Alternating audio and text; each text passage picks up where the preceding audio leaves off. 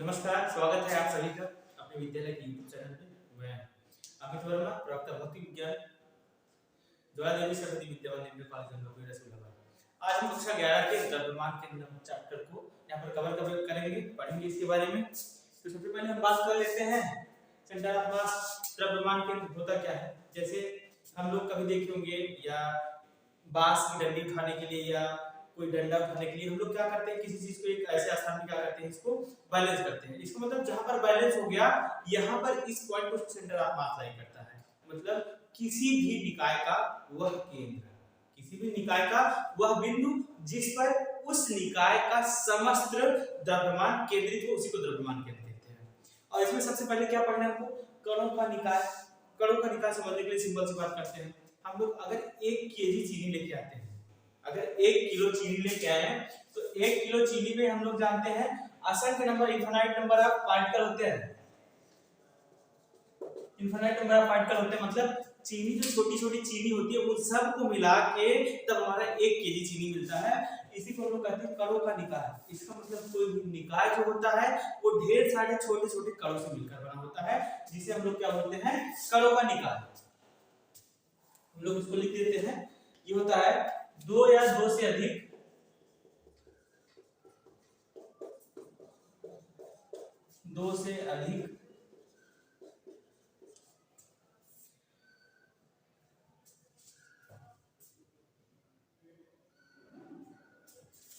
कणों का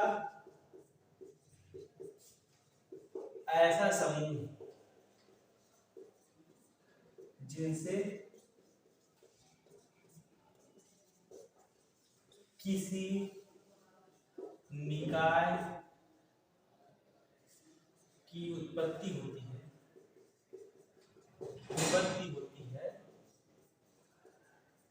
कणों का निकाय रहता है। दैट मींस अब हम लोग सिंपल सी बात कर रहे हैं। जैसे हमने बताया, अगर 1 केजी चीनी लेने जाते हैं, 1 किलो चीनी लेने जाते हैं, तो उसमें क्या होता है हमारा कि असंख्य नंबर ऑफ चीनी के छोटे-छोटे पार्टिकल होते हैं। उन सभी पार्टिकल को मिला के तब हमारा 1 केजी चीनी होता है। अर्थात वो जो 1 केजी चीनी हो गया वो पूरा एक निकाय हो गया। अगर निकाय पूछे क्या हुआ उसमें, तो पूरा 1 केजी चीनी निकाय हो गया, जबकि वो निकाय छोटे-छोटे ढेर सारे चीनी से मिलकर बने होते हैं। अब आता है द्रव्यमान केंद्र। द्रव्यमान केंद्र का बात करें, जैसे हमने कहा हम लोग एक बम्बू पोल ले लें, बांस की डंडी ले लें, तो हम लोग क्या करते हैं, जब उसको उठाते हैं, अगर हम लोग अगर लंबा बांस है तो अगर एक तरफ से उठाते हैं तो हमारा पूरा बांस नहीं उठ पाता है। लेकिन हम लोग जानते हैं, मान लीजिए क्या है, अगर ये कोई एक समान बम्बू पोल है, ये बम्बू पोल है मान लीजिए, तो अगर हम लोग को इसको उठाना पड़ता है, अगर हम लोग यहाँ से उठाएंगे तो ये वाला झुका रहेगा, इधर से उठाएंगे ये वाला झुका रहेगा। तो हम लोग क्या करते हैं, इसको बीच से उठाते हैं तो एकदम पैरेलल जमीन पे उठ जाता है और आसानी से चलने लगता है। हमको पढ़ने में लेके चलने में भी कोई समस्या नहीं होती है। तो हम लोग इसी केंद्र को ढूंढ रहे हैं, इसी को हम लोग क्या कहते हैं, द्रव्यमान केंद्र। अर्थात किसी भी पिंड अथवा अर्थात निकाय की, किसी भी पिंड अथवा निकाय की वह बिंदु जहां पर समस्त निकाय की द्रव्यमान केंद्रित होता है, उसी को हम लोग द्रव्यमान केंद्र कहते हैं। इसका एग्जांपल बनाने के लिए मैंने देखिए यही किया। तो अगर द्रव्यमान केंद्र हम लोग फाइंड आउट क्यों कर रहे हैं, पहली बात तो इसके जानकारी लेना है हमको। हम इसलिए फाइंड आउट कर रहे हैं क्योंकि अगर मान लीजिए हम इसको क्या करते हैं कि यहाँ पे हम लोग अगर मारे इसको गति करना है, इसको अगर गति करने के लिए हम लोग बल लगाए इसको, तो क्या करता है कि इसका एक पॉइंट ऐसा होगा जो सीधी रेखा में चलेगा, बाकी सब आगे पीछे हो सकते हैं। इसका सिंपल सा एग्जांपल है। इसका मतलब अगर हम लोग द्रव्यमान केंद्र को गति प्रदान करते हैं तो जो पूरा निकाय उसी द्रव्यमान केंद्र की गति से चलता है। अर्थात द्रव्यमान केंद्र की गति ही वो निकाय की गति होती है। जैसे हम लोग यहाँ पर देखिए, मान लीजिए हमारे पास कोई हथौड़ा है, मैंने हथौड़े को ऐसे फेंक दिया। जब हम लोग हथौड़ा वाला ऐसे फेंकेंगे तो जो आगे लोहा वाला पार्ट होता है वो कुछ ऐसे नाचते हुए जाता है। ये भी रोटेट कर रहा है, ये भी रोटेट कर रहा है, लेकिन एक ऐसा बिंदु होगा इसका जो रोटेट नहीं करेगा, ये वाला बिंदु। ये अगर हम लोग देखेंगे तो जैसे इसका ये बिंदु हुआ, इसका ये बिंदु हुआ, इसका ये बिंदु हुआ, तो यहाँ पर ये हमारे हैमर, हमारे हथौड़े का एक ऐसा बिंदु है जो कि एक सीधे प्रक्षेप गति में जा रही है। बाकी सब कोई इधर है, कोई इधर है, कोई इधर है, सबके लिए बराबर नहीं है। तो हम लोग इसी को ढूंढ रहे हैं, जो कहते हैं हम लोग द्रव्यमान केंद्र। अर्थात किसी निकाय का वह बिंदु जिस पर निकाय का समस्त द्रव्यमान केंद्रित होता है। होता है उसे हम लोग द्रव्यमान केंद्र। तो हम यहाँ पर लिख देते हैं किसी निकाय का वह बिंदु जहां पर निकाय का समस्त द्रव्यमान केंद्रित होता है,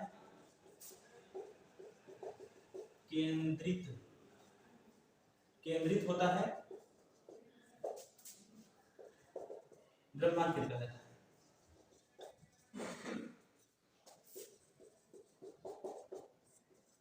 जैसे अभी मान लीजिए हम लोग यहाँ पर कहते हैं कोई अगर एक समान ये है तो इसका ये पूरा यह लंबाई की है, अगर इसकी मोटाई पूरा समान है तो हम लोग जानते हैं इसका द्रव्यमान केंद्र इसके जस्ट मिडिल में होगा, ठीक है। उसके बाद मान लीजिए कोई इस टाइप का है, इधर मोटा है इधर भारी है, तो हम लोग जानते हैं इसके जस्ट मिडिल में नहीं होंगे, हम लोग अगर यहाँ पे कुछ रखेंगे तब हमारा द्रव्यमान केंद्र होगा। अगर हम लोग सर्कल ले लेते हैं, वृत्त ले लेते हैं, तब क्या होगा, वृत्त के केंद्र पर उसका द्रव्यमान क्या होता है, केंद्रित होता है। अब हम आते हैं बात करते हैं दो कणों के निकाय का द्रव्यमान केंद्र, अर्थात एक ऐसा निकाय जो केवल दो पार्टिकल से मिलकर बना हुआ है। मान लीजिए एक पार्टिकल ये हो गया, एक पार्टिकल ये हो गया, ये m1 हो गया, ये m2 हो गया। अब हम लोग जानते हैं काइनेटिक्स पढ़ रहे हैं, न्यूटन का फिजिक्स पढ़ रहे हैं, तो इसको हम लोग किसी न किसी पे मान लेंगे। ये मान लीजिए इसका मूल बिंदु हो गया, इसके लिए ये r1 हो गया और यहाँ से इसकी दूरी r2 हो गई, इसको यहाँ से मिला देंगे। तो हम लोग जानते हैं अगर ये मान लीजिए या तो ऊपर गति करेगी या तो नीचे गति करेगी, ठीक है। अगर इधर वाला बल F1 है, इधर वाला F2 है, तो इसका जो है हमने एक चीज नहीं बताया आपको, ये आपको सुनना है कि जैसे चीनी हम लोग लेते हैं, ढेर सारे पार्टिकल होते हैं, वो चीनी के पार्टिकल एक दूसरे पर बल आरोपित करते रहते हैं, ठीक है। उस बल को हम लोग उस निकाय का आंतरिक बल कहते हैं। अब आप लोग ये कहेंगे कि वो एक दूसरे को रिपेल क्यों नहीं करते, एक दूसरे को प्रतिकर्षित क्यों नहीं करते, अपने आप से दूर दूर क्यों नहीं रहते? क्योंकि जब चारों तरफ समान प्रकार का बल लगेगा, क्योंकि न्यूटन के तृतीय नियम ये कहता है कि जब किसी वस्तु पर कोई बल आरोपित किया जाता है तो उस वस्तु द्वारा भी जिस वस्तु पर आरोपित किया गया है वो भी विपरीत दिशा में उसके परिमाण के बराबर बल आरोपित करेगा। अर्थात चीनी के चारों तरफ जो लगता है तो सब मिला के न्यूट्रल हो जाता है, अर्थात पूरे निकाय पर कोई उसका फर्क नहीं पड़ता है। तो हम लोग यहाँ पर आए तो मान लीजिए इसका द्रव्यमान केंद्र ये है, इसको हम लोग इसको जस्ट मिडिल से खींच दिए, ये आरसीएम हो गया, ये आरसीएम हो गया। और इसका इसकी तरफ लगने वाला बल F21 हो गया, इसके इसी तरफ लगने वाला बल F42 हो गया। क्या तो समझ आया होगा? ये हमारा x एक्सिस है और ये y एक्सिस है। अब हम यहाँ पर देखना क्या है, अब यहाँ पर जैसे मैंने माना कि चीनी 1 केजी है, 1 केजी चीनी में ढेर सारे इंफ्राक्टिव पार्टिकल है, अर्थात अगर हम किसी निकाय की बात करें उसका जो जितने नंबर ऑफ पार्टिकल होंगे उतने सबका छोटे छोटे चीनी के पार्टिकल हैं उनको जोड़ देंगे तो पूरी चीनी की आ जाएगी। अर्थात अगर यहाँ पर हम लोग दो पिंड है तो दो कण है, दो कण से एक निकाय बन रहे हैं, तो कैपिटल M बराबर इन दोनों को M1 + M2 हो जाएगा। ये तो समझ आया होगा भाई। अब इसके बाद देखिए हम लोग क्या निकालते हैं न्यूटन के। सबसे पहले हम लोग इस पर लगा देते हैं आंतरिक बल के लिए, आंतरिक बल यहाँ पर दो ही कार्य कर रहा है, एक तो F1 एक F2, दोनों बराबर है और परिमाण उनके बराबर है किंतु दिशा उनकी अलग अलग है, इसलिए इन दोनों का सम जो हो जाएगा F12 + F21 बराबर क्या हो जाएगा, 0 हो जाएगा। और इस निकाय पर लगने वाला समस्त बल क्या हो जाएगा, इस निकाय पर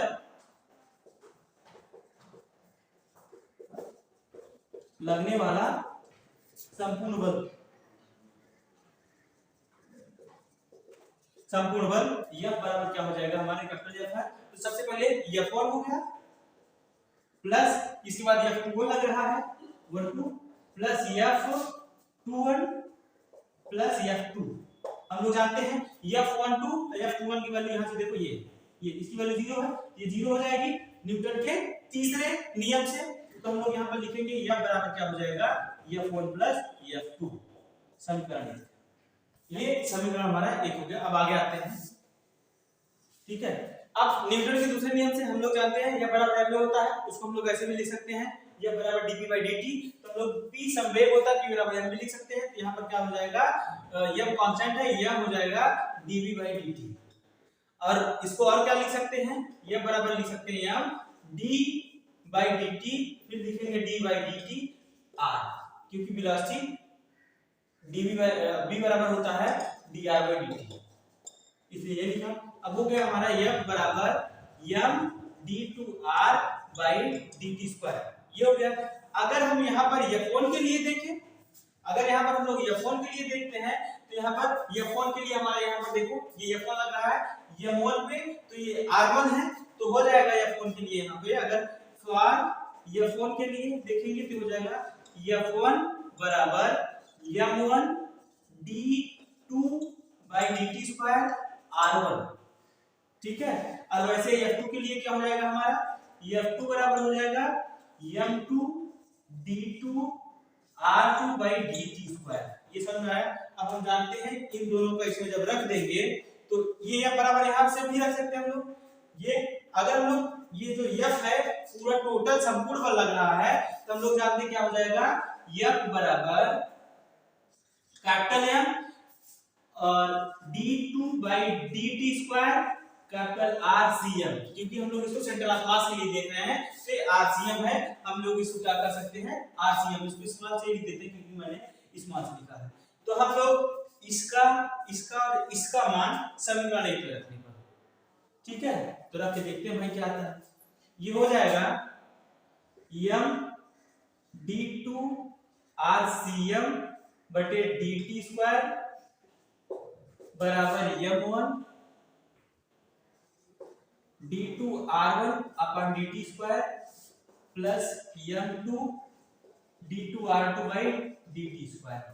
अब क्या है, हम लोग इसको अंदर कर देते हैं, ये हो जाएगा m d2 by dt square m RCM, ये हो जाएगा इक्वल, ये हो जाएगा d dt कॉमन ले लेते हैं, एक साथ में कॉमन ले लेते हैं दोनों में, तो हो जाएगा m1 R1 plus m2 R2। ये क्या है यार, हमारा एक वेक्टर क्वांटिटी है इसलिए वो ऊपर लगाए हैं।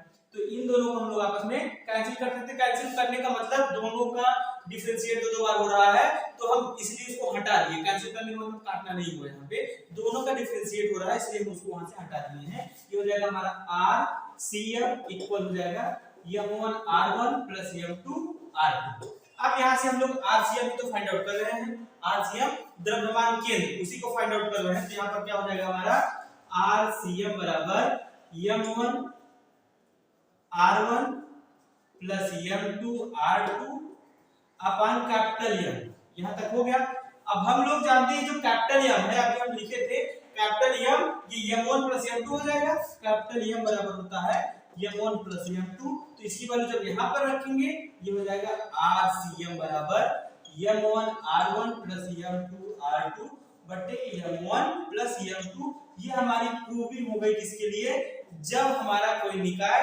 दो पार्टिकल से मिलकर बना होता है। देखिए सबसे पहले हमने क्या किया, यहाँ पर एक बार ओवरव्यू देख लेते हैं।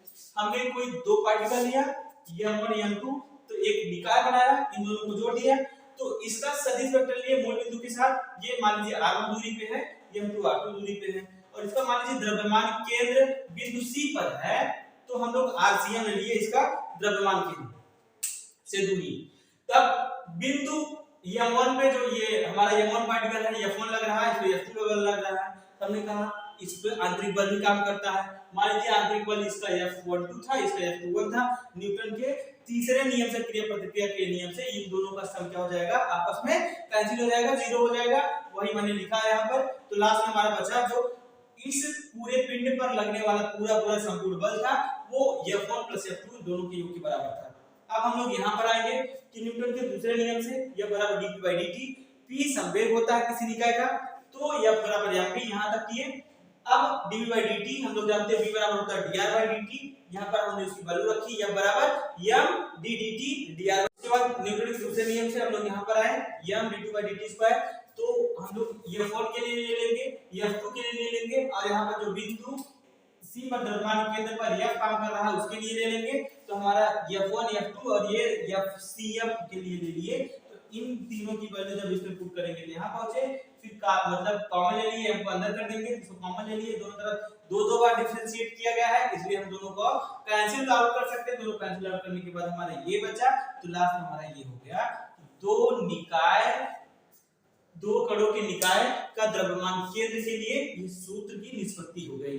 अब ऐसे ही हम लोग क्या करेंगे, n कणों के लिए पढ़ते हैं। ये तो दो कणों के लिए हम लोग देखिए क्या आया, RCM बराबर आया हमारा M1 R1 plus M2 R2 बटे M1 प्लस M2। ये हमारा क्या आया, दो कणों के लिए जब निकाय होता है तो उसके लिए द्रव्यमान केंद्र की सूत्र है। ठीक है, अब क्या है, मान लीजिए इसमें n कण हो जाए, जैसे हमने ये माना M1 M2 माना, मान लीजिए इसमें ढेर सारे कण मिलके बने हो, ढेर सारे n नंबर आपका हो, तो हमारा क्या हो जाएगा, ये हो जाएगा RCM n कणों के लिए ये हो जाएगा M1 R1 plus M2 R2 plus M3 R3 ऐसो वन Mn Rn। तो वैसे ही जैसे यहाँ पर दो था, दोनों का सम M1 प्लस M2 के थे, वैसे यहाँ पर n नंबर आपका ऐड करना है, ये हो जाएगा M1 plus M2 plus M3 plus dash Mn। अब हम इसको जोड़ भी सकते हैं, RCM बराबर हम लोग जानते हैं क्या ले सकते हैं, समेशन। अगर समेशन ले लिए तो आ गया हमारा I = 1 to n Mi Ri upon summation I = 1 to n Mi। ये हमारा हो गया n कणों के लिए द्रव्यमान केंद्र का फॉर्मूला। जैसे हमने n कणों के लिए पढ़ा, ये हमारे n कणों के लिए हो गया। लेकिन अगर ये द्विविमीय तीन विमीय में हो तो हम लोग उसको कैसे देखेंगे, ये तो हो गया अगर 1D के लिए होता है तब। अगर किसी का हमने जैसे मान लीजिए कोई पिंड ले लिया, यहाँ से देख लिया था तो 1D के लिए हो गया। अब मान लीजिए कोई चीज हमारे पास से फुटबॉल आ गया, फुटबॉल के लिए देखते हैं तो 3D इमेज होता है। 3D इमेज के लिए हम लोग जानते हैं x y z एक्सिस होता है, कहीं पर एक x हो गया, एक y हो गया, एक z हो गया। हम लोग इसके लिए देखते हैं x y और z। ठीक है, इसके लिए जब देखेंगे हम लोग सबका अलग अलग निकालेंगे। सबसे पहले x एक्सिस का निकालेंगे RCM, फिर y एक्सिस का RCM, z एक्सिस का RCM। हम लोग देखिए अगर x एक्सिस से दूरी लेते हैं, जैसे यहाँ पर देते हैं तो हो जाएगा x0। अगर y पे लेते हैं तो हो जाएगा y0 0, यहाँ पर 0 और ये 3 मिल रहा, यहाँ पर हो जाएगा ये हो जाएगा 0 y0, ये हो जाएगा 0 0 z। ठीक है, वैसे ही हम लोग सबके लिए अलग अलग निकालेंगे। जैसे अगर हम लोग x एक्सिस के लिए ले लिए तो XCM बराबर क्या हो जाएगा हमारा M1 x1 plus M2 x2 अपान M1 प्लस M2। इस प्रकार n पार्टिकल के लिए हो जाएगा। ऐसे हो जाएगा YCM बराबर M1 y1 plus M2 y2 plus dash Mn upon M1 plus M2 plus dash Mn y। z axis के लिए क्या हो जाएगा, ZCM equals to M1 z1 plus M2 z2 dash dash Mn zn upon M1 plus M2 dash dash Mn तक। ये हो गया हमारा अलग अलग एक्सिस के लिए। इस पर मैं एक क्वेश्चन कर लेता हूं, न्यूमेरिकल कर लेता हूं, समझ में आ जाएगा। मान लीजिए मेरे पास कोई एक वर्ग है, इधर देखिए मैंने चित्र बना दिया है। मान लीजिए ये कोई एक वर्ग है और इस वर्ग को हम लोग रखे हैं x y z प्लेन पे। यहाँ पर ये बिंदु a b c d, बिंदु a पर m द्रव्यमान रखा गया है, a पर कितना है m द्रव्यमान है, और b पे रखा गया है 2m है, c पे हमारा क्या है 3m है, और 4 पे क्या है हमारा 4m है। अब ये सब का द्रव्यमान तो मालूम हो गया। अब हम लोग जैसे यहाँ के लिए निकाल रहे हैं तो यहाँ से इसकी दूरी देखेंगे, मूल बिंदु से इसकी दूरी यहाँ से देखेंगे। हम लोग बिंदु A पर देख रहे हैं, m की दूरी क्या हो जाएगी 0 0 हो जाएगी। और यहाँ पर अगर देखेंगे हम लोग, ये बेसिकली 2D में है, 2D में देख रहे हैं हम लोग, 3D नहीं है, केवल वर्ग दिखाई दे रहा है आपको 2D में, x और y है। तो अगर हम लोग यहाँ पर बिंदु B के लिए देखते हैं तो ये x एक्सिस पे है, y एक्सिस पे 0 है, कि हो जाएगा हमारा L0, क्योंकि यहाँ से यहाँ तक की लंबाई L है, ये वर्ग है तो ये भी L ही होगा। ठीक है, लेकिन हम लोग इस बिंदु पर देख रहे हैं तो L0 हो जाएगा। अब 3 यहाँ पर जब देख रहे हैं इधर से L है, इधर से L है, इसका मतलब L हो जाएगा। और यहाँ के लिए क्या देखेंगे, यहाँ पर x एक्सिस पे 0 है, y एक्सिस पे L है, तो यहाँ पर हो जाएगा 0 L। या तो समझ आया। अब हम सबसे पहले x एक्सिस के लिए निकालेंगे, फिर y एक्सिस के लिए निकालेंगे। तो हम लोग देखते हैं क्या होता है। जैसे x एक्सिस के लिए ये वाला फार्मूला, y एक्सिस के लिए ये वाला फार्मूला, z एक्सिस के लिए लेना ही नहीं है क्योंकि हम लोग उसके लिए देख रहे हैं। तब ये हो जाएगा हमारा बिंदु A पर XCM, ये हो जाएगा M1 R1 0 है, plus M2 that means 2M, R1 कितना है L, plus M3 that means 3M into L, plus क्या हो जाएगा 4m इंटू 0 अपान क्या करेंगे हम लोग इन सबको जोड़ देंगे m plus 2m plus 3m plus 4m। तो क्या आ जाएगा भाई ऊपर, ये तो 0 हो गया, ये बचा हमारा 2ml प्लस 3ml, ये भी 0 हो गया हमारा, अपान 4 3 7 2 9 10 m, ये 10 m हो गया हमारा। तो 2ml प्लस 3ml बराबर हो जाएगा 5ml अपान 10m। तो ये हो जाएगा HCl के लिए। तो हमारा HCl क्या आ गया, नॉर्मली HCl आ जाएगा हमारा, ये m तो m तो सेम है, कैंसिल हो जाएगा। उसके बाद क्या आ गया हमारा 5/10 दैट मींस 1/2l। अगर x एक्सिस पे देखिए ये इतना, इतने के लिए अगर देखिए इसका द्रव्यमान केंद्र हम लोग जानते हैं इसका जस्ट अभी हमने शुरुआत में बताया था, अगर कोई हम लोग एक समान रॉड लेते हैं इसका जस्ट मिडिल पॉइंट जो होता है ना उसका द्रव्यमान केंद्र, वैसे ही a से b की लेंथ l है उसका HCl क्या आ गया 1/2l that means l half. वैसे अगर हम लोग YCl में देखें तो अब हम लोग क्या करेंगे y के लिए ये पीछे वाला देखेंगे, क्योंकि हम लोग अगर इसको लिखते हैं कोऑर्डिनेट को लिखते हैं x और y, जो पहले लिखा जाता है x एक्सिस का होता है, जो दूसरा होता है वो y एक्सिस का होता है। तो हम लोग लिखते हैं तो YCl बराबर क्या हो जाएगा m1 y1, m1 कितना है ये m है इसीलिए 0 है, 0 कर देंगे, ये देखिए m1 0 प्लस m2 2m है, 2m के लिए l 0 है प्लस m3 3m है, इधर देखिए 3m इंटू l हो जाएगा, ये देखिए ये क्या है हमारा 4 के लिए 4m प्लस l अपान सब के लिए हम लोग जोड़ेंगे तो 10m ही आएगा, ये 10m हो गया। YCl इक्वल हो जाएगा हमारा, ये दोनों 0 हो गया तो हो जाएगा 4 3 7 ml अपान 10m, m से m कैंसिल हो गया, ये हो जाएगा y बराबर 7/10 l। इसको अगर हम लोग ऐसे कर दें तो 0.7 l हो जाएगा। इसका मतलब इधर देखो ये इसका चौथाई भारी है, तो हम लोग क्या करेंगे इसको निकालेंगे तो 0.7 हो जाएगा। तो आगे हम लोग कहां तक देखेंगे, लगभग इसका द्रव्यमान केंद्र कहां पर आ गया 0.7 l या 7/10 l। इसको हम लोग ऐसे लिखेंगे HCl द्रव्यमान केंद्र, दोनों को एक साथ लिखना होगा, अलग अलग तो निकाल लिए x और y एक्सिस पे, अब एक साथ लिखना होगा तो हो जाएगा HCl, YCl। तो HCl कितना आया था 1/2l, ये कितना आया 7/10l। ये हमारा क्या हो गया इस वर्ग के लिए द्रव्यमान केंद्र, ठीक है। इसके बाद हम लोग आते हैं सेंटर ऑफ मोशन की, जो हमारा सेंटर ऑफ मास होता है उसको मोशन कैसा होता है, उसका गति कैसे होता है। हमने कहा था कि अगर हम लोग किसी भी निकाय पर किसी भी पिंड पर अगर बल लगाते हैं, अगर वो गति करता है तो जो द्रव्यमान केंद्र की सेंटर ऑफ मास C और M की जो गति होती है वही हमारी निकाय की गति हो जाती है, निकाय की गति हो जाती है। इसका मतलब अगर ये चल रहा है तो इसके यहाँ जस्ट मिडिल पॉइंट एक ऐसा पॉइंट होगा जो बगैर अपने कहीं पर विचलित हुए चलता है, जिसको हम लोग सेंटर ऑफ मास कहते हैं। अब हम इसके आगे हम बात करेंगे motion of centre of mass द्रव्यमान केंद्र की गति। तो हम लोग अभी n पार्टिकल के लिए फार्मूला पढ़े हैं, तो क्या होता है RCM n कणों के लिए द्रव्यमान केंद्र m1 r1 plus m2 r2 dash dash mn r होता है, ये तुम लोग पढ़े थे। अपान जितने नंबर ऑफ पार्टिकल होते हैं सबका सम हो जाता है m1 m2 dash dash mn। तो अगर इसके लिए हिंदी लिखना होगा तो मैंने हिंदी लिख किया है कि हम लोग इसी को देख के हिंदी लिख सकते हैं। क्या लिखते हैं, माना मेरे पास कोई एक निकाय है, एक पिंड है जो n कणों से मिलकर बना हुआ है, माना उन कणों का द्रव्यमान क्रमशः m1 m2 dash dash mn है तथा उनके स्थिति सदिश स्थिति वेक्टर पोजीशन वेक्टर जो होते हैं r1 r2 r3 dash dash rn है और टोटल द्रव्यमान उनका ये हो जाएगा। अतः हम लोग इसको एक बार ऐसे और लिख सकते हैं RCM बराबर, ये पूरा हो जाएगा कैपिटल M कर देते हैं, बाहर कर लेते हैं, ये हो जाएगा m1 r1 plus m2 r2 plus dash dash mn rn। ये हुआ। अब हम क्या करेंगे, इसको डिफरेंशिएट करने पर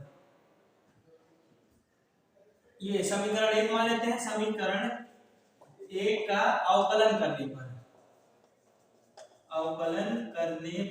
तो ये क्या हो जाएगा हमारा, देखते हैं अवकलन कर देंगे तो हो जाएगा D by D T RCM equal 1/m बाहर हो जाएगा, डी बाई डी टी सबके लिए हो जाएगा m1 r1 plus m2 r2 plus dash dash mn rn। अब हम लोग इसको जब करेंगे तो हम लोग जानते हैं dr बाई dt ये क्या होता है, हमारा v होता है, तो यहाँ पर हो जाएगा vcm इक्वल हो जाएगा 1/m। इसके बाद अगर हम सबके साथ जोड़ देंगे तो हो जाएगा m1 dr by dt r1 plus m2 dr2 by dt plus dash dash mn drn by dt। तो हम लोग जान जाएंगे क्या हो जाएगा, vcm इक्वल हो जाएगा 1/m m1 v1 plus m2 v2 plus dash dash mn vn। ये हमारा हो जाएगा कोई द्रव्यमान केंद्र इस vcm वेलोसिटी से वो गति करता है। ये हमारा निकाय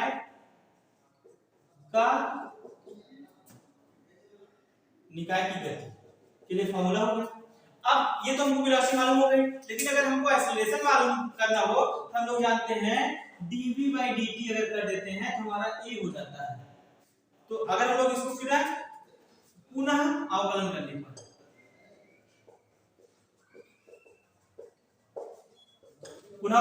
पर करने के बाद क्या हो जाएगा, ये हो जाएगा हमारा d by dt vcm 1/m बाहर है, ये क्या हो जाएगा, ये हमारा m1 d by dt v1 plus m2 dv2 by dt plus dash mn dv3 by vn by dt।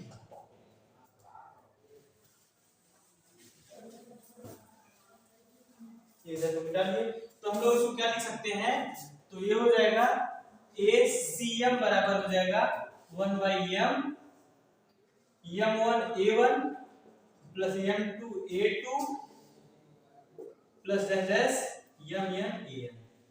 ये हमारा हो जाएगा उस निकाय के त्वरण के लिए निकाय का त्वरण, ये इसके लिए हमारा फॉर्मूला है।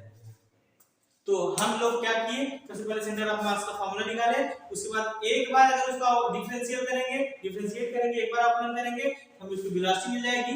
एक बार पुनः जो वेलोसिटी का अगर हम लोग डिफरेंशिएट कर देंगे तो हमें उस निकाय की त्वरण मिल जाएगा कि वो निकाय किस त्वरण से त्वरित हो रहा है।